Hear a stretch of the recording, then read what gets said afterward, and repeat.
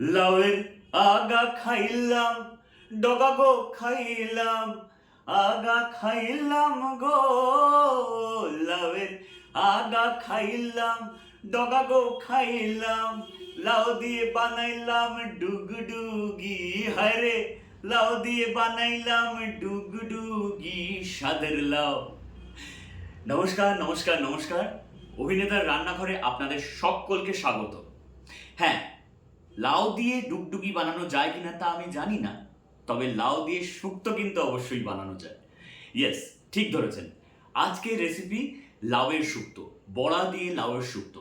আসলে লাউ এবং শুক্তো দুটোই কিন্তু গরমের জন্য খুব উপযোগী খাবার, আর লাউয়ে প্রচুর পরিমাণ জল থাকে, সেই জন্য গরমকালে বেশি বেশি করে লাউ খাওয়া উচিত।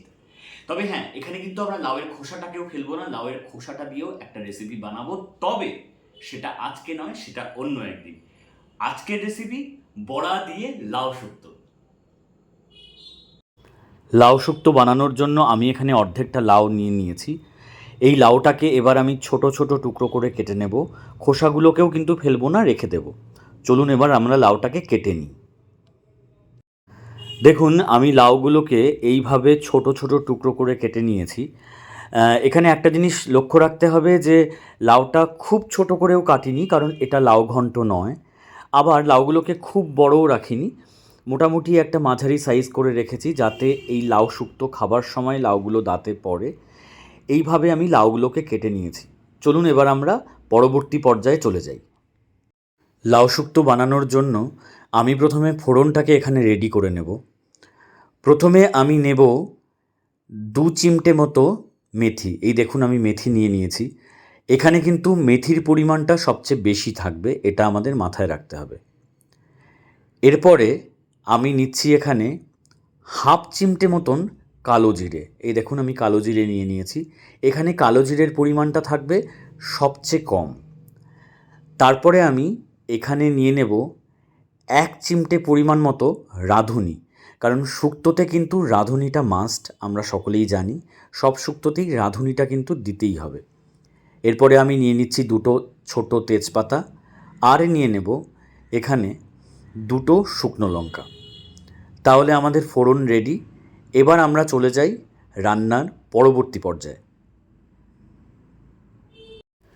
আমি একটা কড়াই গরম করে নিয়ে তার মধ্যে 5 থেকে 6 বড় চামচ সর্ষের তেল দিয়েছি এবং তেলটাকে গরম করে নিয়েছি। গরম করে নেওয়ার পর তার মধ্যে আমি ফোড়নটাকে ঢেলে দেব। ফোড়নটা ঢালবার সাথে সাথেই দেখবেন খুব সুন্দর গন্ধ বেরোবে, যেটা শুক্তোর গন্ধ, মেনলি রাঁধুনি আর মেথির গন্ধ, তার সাথে বাকি মশলাগুলো। তারপরে টুকরো টুকরো করে কেটে রাখা লাউগুলোকে আমি এর মধ্যে পুরোটা দিয়ে দেব, এবং দিয়ে দেওয়ার পর আমি পুরো লাউটার সাথে ফোড়নটাকে ভালো করে খুন্তি দিয়ে নেড়ে মিশিয়ে নেব। এই দেখুন, এইভাবে আমি লাউটাকে পুরো ফোড়ন এবং তেলের সাথে ভালো করে মিশিয়ে নিলাম। এরপরে আমি এর মধ্যে দিয়ে দেব 2 চিমটে নুন, বলা যেতে পারে 1 চা চামচ নুন। তারপরে মিডিয়াম আঁচে 10 থেকে 12 মিনিট লাউটাকে ঢেকে রেখে দেব।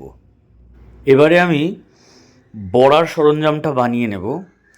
এখানে বড়া বানাতে গেলে যেগুলো জিনিস লাগবে দেখুন, আমি এখানে 1 কাপ মতো বেসন নিয়ে নিয়েছি, এবং তার মধ্যে আমরা যেগুলো মেশাবো সেটা হচ্ছে 1 চা চামচ নুন, 1/2 চা চামচ চিনি, 1/2 চা চামচ সাদা তিল, 1/2 চা চামচ পোস্ত এবং 1 চিমটে কালো জিরে।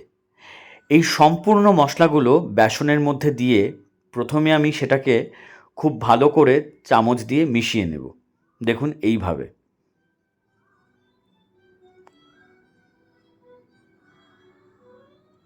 খুব ভালো করে জিনিসগুলো মিশিয়ে নেওয়ার পর এর মধ্যে আমি জল ঢেলে ব্যাটারটা তৈরি করব। কিন্তু মাথায় রাখতে হবে যে আমরা প্রথমেই পুরো জলটা দেব না, ধীরে ধীরে জল দেব, কারণ ব্যাটারটা খুব পাতলা হয়ে গেলে কিন্তু আমাদের বড়াগুলো ভালো হবে না, আবার খুব ঘন থাকলেও ভালো হবে না। সেই কারণে আমরা ধীরে ধীরে জল দিয়ে কনসিস্টেন্সি বুঝে ব্যাটারটাকে গোলাবো। এইভাবে আমি গুলিয়ে নিচ্ছি ব্যাটারটাকে, এবং খুব ভালো করে 10 থেকে 15 মিনিট পর্যন্ত ব্যাটারটাকে ফেটিয়ে নেব। এই দেখুন, এইভাবে আমি ব্যাটারটাকে ফেটিয়ে নিয়েছি। যত ব্যাটার ভালো করে ফেটানো যাবে, বড়াগুলো কিন্তু তত ক্রিস্পি হবে। এবার আমরা বড়াগুলোকে ভেজে নিই। এইভাবে একটা ছোট্ট কড়াই গরম করে তার মধ্যে আমি 4 চা চামচ মতো সর্ষের তেল দিয়ে নিয়েছি এবং তেলটাকে গরম করে নিয়েছি। তারপরে একটা চামচের সাহায্যে আমি বড়ার আকারে ব্যাটারটাকে তেলের মধ্যে দেব। এখানে চামচের সাহায্য নিয়েছি কারণ যাতে বড়াগুলোর সাইজ মোটামুটি সেম হয়। এই দেখুন, আমি এইভাবে ব্যাটারটাকে ধীরে ধীরে গরম তেলের মধ্যে দিয়ে নিচ্ছি।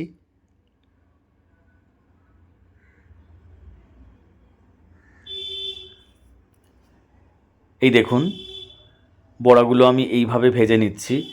এটার এক পিঠ হয়ে গেলে তারপরে অপর পিঠকেও আমি কিন্তু খুন্তি দিয়ে নেড়ে ভালো করে লাল করে ভেজে নেব। এই দেখুন, আমি বড়াগুলোকে এইভাবে ভেজে নিয়েছি। বড়াগুলো আমাদের ভাজা হয়ে গিয়েছে। এবারে আমরা অন্য একটা মশলা তৈরি করে নিই। এই মশলা বানানোর জন্য প্রথমে আমি নেব হাফ চা চামচ সর্ষে গুঁড়ো, এরপর নেব হাফ চা চামচ আটা, তারপরে 1 চা চামচ রাঁধুনি বাটা,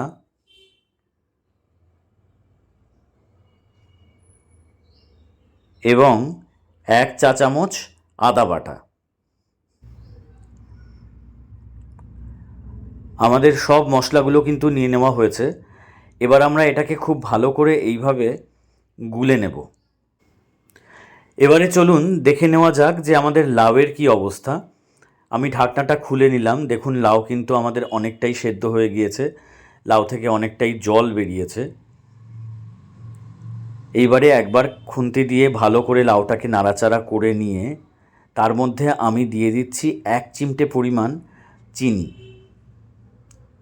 এবং এরপরে আমি ধীরে ধীরে আমাদের ভেজে রাখা বেসনের বড়াগুলো দিয়ে দেব। দিয়ে দেওয়ার পর পুরো লাউটার সাথে বড়াগুলোকে ভালো করে মিশিয়ে দেব এবং তারপরে আবার লাউটাকে ঢেকে দেব 10 মিনিটের জন্য। 10 মিনিট পর ঢাকা খুলে আমি এর মধ্যে দিয়ে দেব 3খানা কাঁচা লঙ্কা। আপনারা চাইলে কমও দিতে পারেন। তারপরে আমি এর মধ্যে দিয়ে দেব আমাদের গুলে রাখা মশলাটা। মশলাটাকে খুব ভালো করে লাউয়ের সাথে তারপরে মিশিয়ে নেব এবং লো আঁচে লাউটাকে আবার 5 মিনিটের জন্য ঢেকে রেখে দেব। 5 মিনিট পর ঢাকনাটা খুলে নিচ্ছি। এই দেখুন, খুব সুন্দর একটা গন্ধ বেরিয়েছে। প্রথম পাতে খাওয়ার জন্য আমাদের লাউ শুক্তো কিন্তু একদম তৈরি। বড়া দিয়ে লাউ শুক্তো কিন্তু একদম তৈরি। আপনারা চাইলে বাড়িতে রেসিপিটি বানাতে পারেন। কেমন লাগলো আমাকে কমেন্ট বক্সে অবশ্যই লিখে জানান। ভালো লাগলে অন্যদের সাথে শেয়ার করুন। ভালো থাকবেন, সুস্থ থাকবেন। ভিডিওটি সম্পূর্ণ দেখার জন্য আপনাদেরকে অনেক অনেক অনেক ধন্যবাদ।